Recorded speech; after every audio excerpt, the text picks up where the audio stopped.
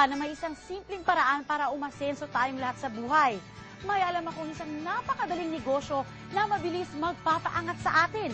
Ipapakita ko sa inyo kung paano tayo maaaring kumita ng higit pa sa kinikita ng karaniwang empleyado. Sadyang mahirap ang buhay ngayon. Marami sa ating kabataan nagsisipag tapos ng pag-aaral pero walang makuhang trabaho. Meron din namang pinapalad na magkaroon ng trabaho o pumasok sa negosyo, ngunit ang kanilang kinikita ay sapat lamang para sa pangunahing pangangailangan tulad ng pagkain, damit at tirahan. Marami sa atin na nagsisikap pero hindi pa rin pinapalad sa napasukang business. Marahil masyadong mataas ang kapital, kulang sa tauhan, mabagal ang return of investment o di kaya naman ay sadyang mahirap i-manage ang napasukang negosyo. Naniniwala ako na tayong mga Pinoy ay may angking talino at kakayahan dahil ilang beses na nating napatunayan ang ating galing maging sa ibang bansa. Bigyan lamang ng tamang pagkakataon, mangingibabaw ang Pinoy sang manlarangan mapunta. Magaling talaga ang Pinoy maging sa negosyo. Pero sa totoo lang, matindi ang kompetisyon ngayon kaya mahirap lumaki sa negosyo. Maaaring ang tatargetin natin ay yung klaseng business na sasagot sa pangunahing pangangailangan natin. Ayon sa National Statistics Office, sa sinurvey na 2 milyong Pilipino, 42.8% ang kita natin ay napupunta sa pagkain. Mura lang naman ang puhunan sa pagkain, pero mabusisi ito at pagod ang katawan mo. 13.3% na kita ng Pinoy ay sa upa ng bahay. 6.7% ay sa mga bilihing karne na inuulam sa araw-araw. 6.5% napupunta sa gas, kuryente at tubig. Tignan natin ito. 7.4% ang ginagastos ng mga kababayan natin sa transportasyon at komunikasyon. Mas mataas pa kaysa sa karne, kuryente at tubig. Nagpapatunay na tayo mga Pilipino mahilig makipag-ugnayan. Sa pagtatayo ng negosyo, kailangan na ito'y simple, madaling intindihin. Isang negosyo na hindi na kailangan ng special skills o special education. Yung kahit sino kayang gawin ito at hindi na nangangailangan ng malaking kapital. Dapat malawak ang market at may produkto na makabago, yung sumusunod sa trend at kakaiba. At ito ay dapat madalas kailanganin para ang negosyo tuloy-tuloy. Itong negosyong ipapakita ko sa inyo, pasok lahat ng kriteriya na sinabi ko. Una, malaki at lumalawak na merkado. Dapat maraming nangangailangan ito. Biruin nyo, mahigit sa 36.2 milyong Pinoy ay gumagamit ng mga cellphone. At ayon sa survey na ginawa ng Pulse Asia, 96% nito ay naka-prepaid. Ayon naman sa isa pang survey, sa isang taon, gumagastos tayo ng mahigit na 93 billion pesos na halaga para sa prepaid cards. At lumalago pa ito taon-taon ng 18% hanggang 25%. O diba, napakagandang pagkakitaan ng negosyo ng prepaid cards. Ito ay pangmatagalan. Isang negosyo na base sa mobile at wireless technology o ang tinatawag nating cellphone o text messaging business, itatap lang natin ang technology na meron na ang halos lahat ng tao, kaya't mabilis ang bentahan, kaya't hindi na tayo mamumuhunan ng malaki. Pangatlo, ito ay unique, pambihira. Isang m-commerce o mobile commerce ang nag-concentrate sa prepaid at microtransactions. Kumbaga, hindi pa nagagamit ng customer niyo ang produkto, binayaran na niya. Mas pinabilis niyo pa ang pagbili dahil ngayon, pwede pa ang tingi. Napansin niyo ba na 2 sa pinakamalaking kumpanya ngayon na patuloy sa paglago ay nasa negosyo ng wireless technology? Pinatutunayan ng kanilang tagumpay na ang e-loading ay tinatangkilik ng marami. Isipin nyo, meron kayong cellphone. Tuwing gagamit kayo nito, lumalabas ang pera nyo.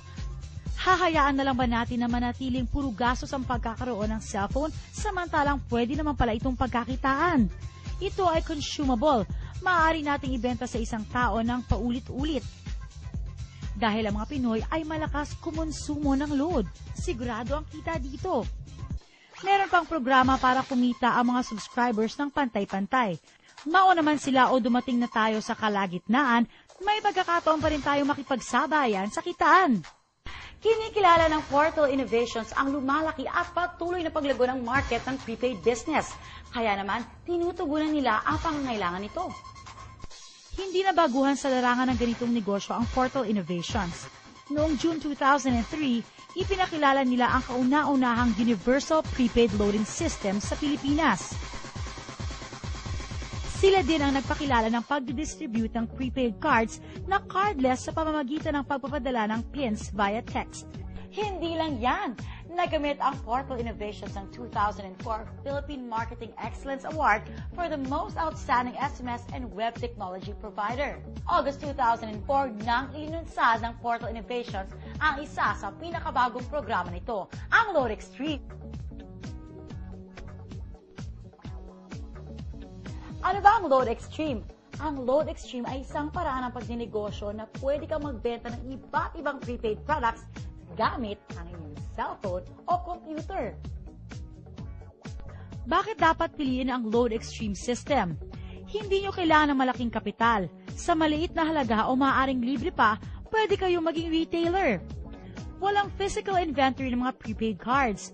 Walang tauhang dapat swelduhan, kung kaya't napakagaan sa bulsa bilang panimulang negosyo o sideline.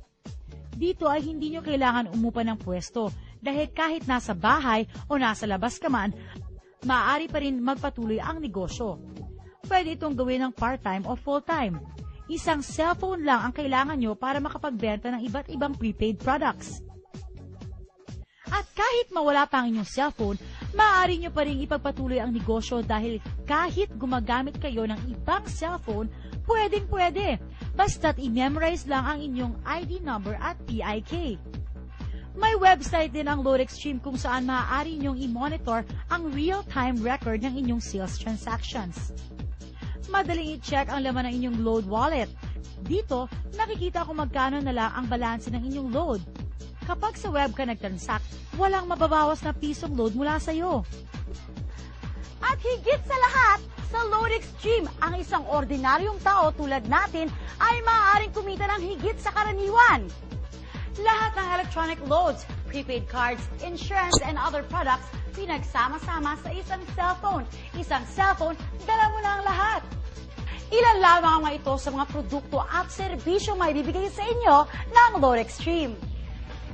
Wireless card products, over-the-air man, o landline, maging satellite TV o satellite phone services, kahit pa internet, online gaming, at kahit sa advertising o insurance pa man.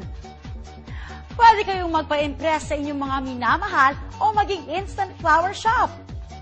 Higit pa dyan ang kayang ibigay ng Load Extreme dahil ang vision nila ay maging singular access sa mga produkto at serbisyo na madalas natin bilhin gamit ang iisang cellphone. Ito ang future ng prepaid.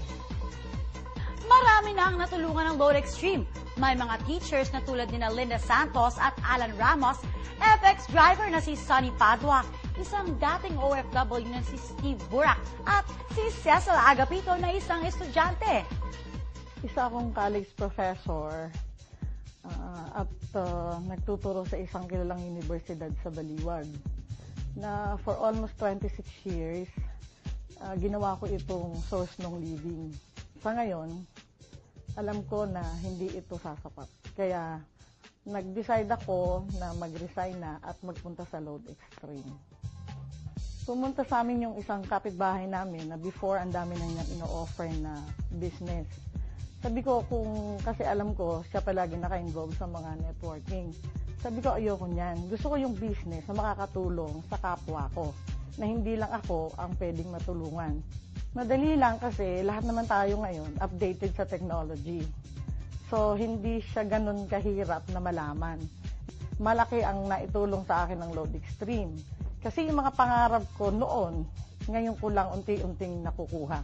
Kung ang sinusweldo mo noon ganito kaliit, so ngayon masasabi kong triple at pwede ko pang times 5 na nakukuha ko yan sa Load Extreme.